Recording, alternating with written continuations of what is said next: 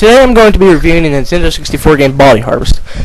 A very good game released in 1997, I think. Don't quote me on that.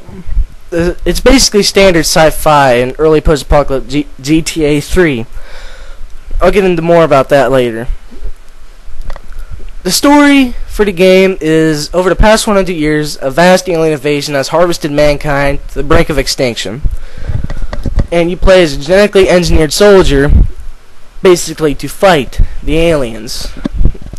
From 1916 to 1943 to 1966 to 1992, then to the alien comet where they started it all in 2016.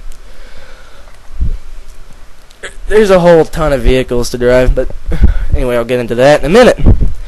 You play as Adam, a genetically engineered soldier sent through time to fight the aliens. But when they shot him and he bled in the opening, they cloned an evil Adam who wears dark armor, and he just basically screws with you the whole time, messes with you, tries to make it as difficult as possible. In Greece, the vehicle you have to fly is a biplane, and you have to get taught, and he ties up the instructor, and yeah, he just makes it as difficult as possible. The enemies in the game are like giant insects. They look like spiders. As you can see in the picture, that's Adam, the guy in the orange armor, and he is shooting at the aliens apparently. That is the starting level of the first level, called Town, I think.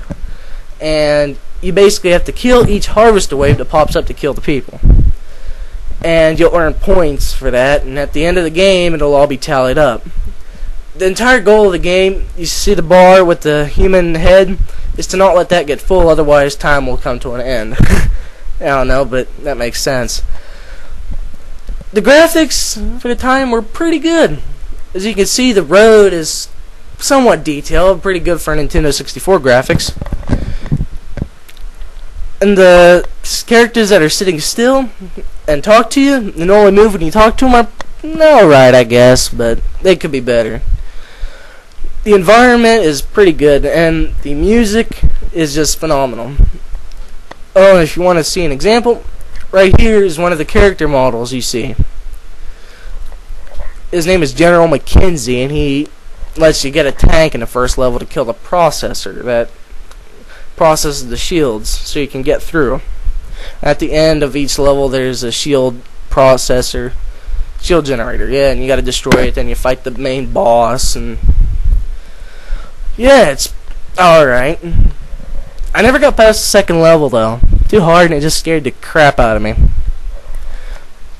It's great. It's just a good game.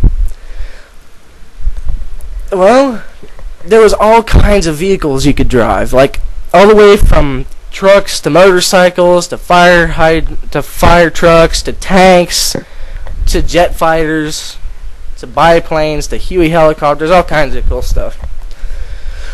It was just basically early GTA 3. And if you're wondering what I would rate this game, and if you want to get it, if you could pick up a cheap copy on eBay, you won't be disappointed. That is Town. Poster Suburbs was another town. That's Town right there with the aliens. That big bug in the center is trying to kill everybody, eat them. And if you get caught by that, you die. It puts out like these little sacks or something. It's pretty good overall, but yeah, you know what I'm talking about. The design, in the first level they're green, the second level they're orange, third level they're purple, and the fifth level they're purple.